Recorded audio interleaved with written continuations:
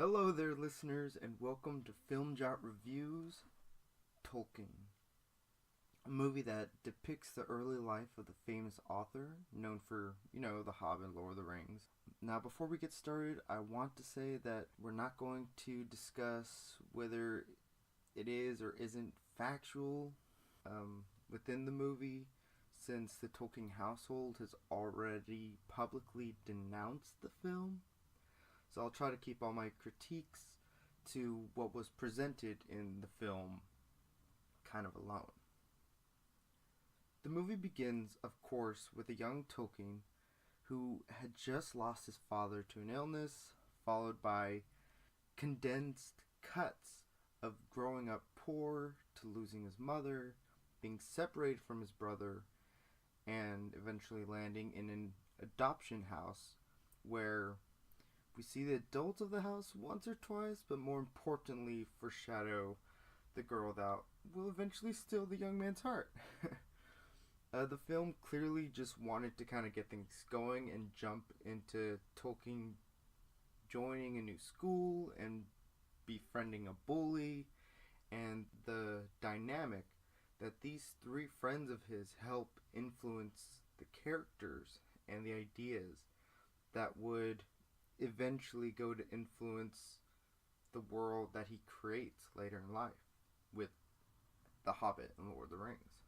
Personally, as some of you might actually know, I'm a big Lord of the Rings fan, even with the Hobbit films.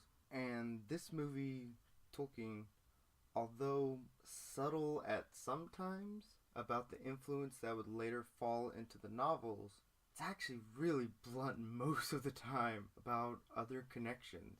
And the movie jumps back and forth between his friends' inspiring character, his fascinations of language leading him to write his own language, the love of his life inspiring other forms of beauty, and his time in World War I to kind of give way and inspire this overarching idea with fear and evil.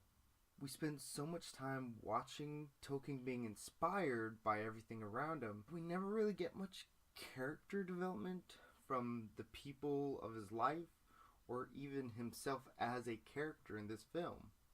The movie is just so much of connecting itself to his later work, and honestly turns itself into this weird behind the scenes or making of kind of a film thing, that it doesn't lend itself to telling a true independent story or character piece. Towards the end of the film, after returning from World War I and learning of the death of his close friend, he consoles the mother of his friend in what should be this brilliantly performed touching moment, but due to the lack of character built between Tolkien and the friend, the scene holds no weight. And like I said, which really sucks because your actors and the way they even shot this kind of loving little nod between characters, it doesn't really affect you like I believe that it should have. And honestly, the performance for most everyone in this film, they're actually quite good, but the movie doesn't lend itself to them to really own it within the movie. There's also one sequence in particular that I really have to shout out to, just so I'm also not bashing on the film the whole time. I believe it was about 3/4 of the way into the film. It's the last time we see Tolkien on the World War I battlefield, actually. We get a sequence of the character running around in the midst of gunfire searching for his friend, and the cinematography, lighting and coloring and everything going on throughout the scene is just brilliant and kind of in a weird dark way takes your breath away.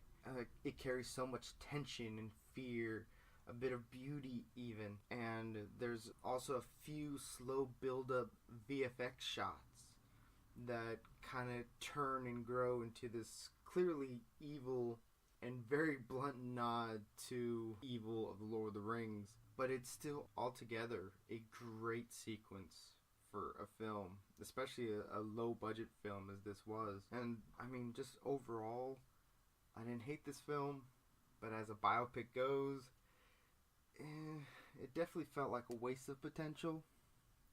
Kind of hard to recommend this movie even to Lord of the Rings or Hobbit fans, and definitely not worth catching in theaters. I mean, I went opening night for this film, and I was one of 3 people in the theater, and I even took it upon myself to go ask for the opinions of the other 2 people. And one of them said that it was fine, and the other I didn't even get to ask because as the credits rolled and I walked past him, he was just dead asleep in his seat, which I thought was funny, but also kind of just was a testament to what this film kind of was. And neutral from beginning to end. This film definitely had the potential to really be a good portrait piece for such an iconic writer and creator, and we never really get that. It was such a misstep of things, and I think they worried too much on painting this homage of the character to his what would be his later works of accomplishment that we don't even get a movie, and it's upsetting. I can still sit down to watch it if I had to again, but I don't see myself longing to watch it or going out of my way to pick it up to see it. And for the most part, that's really about it. This was actually kind of a short review, but it's totally fine because that's what the movie lent itself to be. Anyways, yeah, that's my review on the movie Tolkien 2019 film. You can actually follow me now on social media, which is cool. I'm on Twitter at FilmJot. I'm on Instagram as film_jot, sadly enough. And on Facebook, I believe if you type in FilmJot, I should be the first one to come up. Although the name it's under is Jot H. Plata, which is still me. But you'll see the logo on the pic. So, yeah, if you're looking for me, that's where you go and, just chat up about movies. And if you saw this, tell me what you think, because I would love to hear if you liked it or not. And if you did like it, I definitely want to hear why. I also want to give a quick shout out to my great uncle David, who is not only a Tolkien and Lord of the Rings fan, but also recommended that I'd start a channel like this before realizing that I was already secretly trying to figure it out. But I appreciate him offering me help, and I appreciate you if he's listening. Anyways, thanks again, guys, for listening and letting me rant on you about this film. Until next time, bye-bye.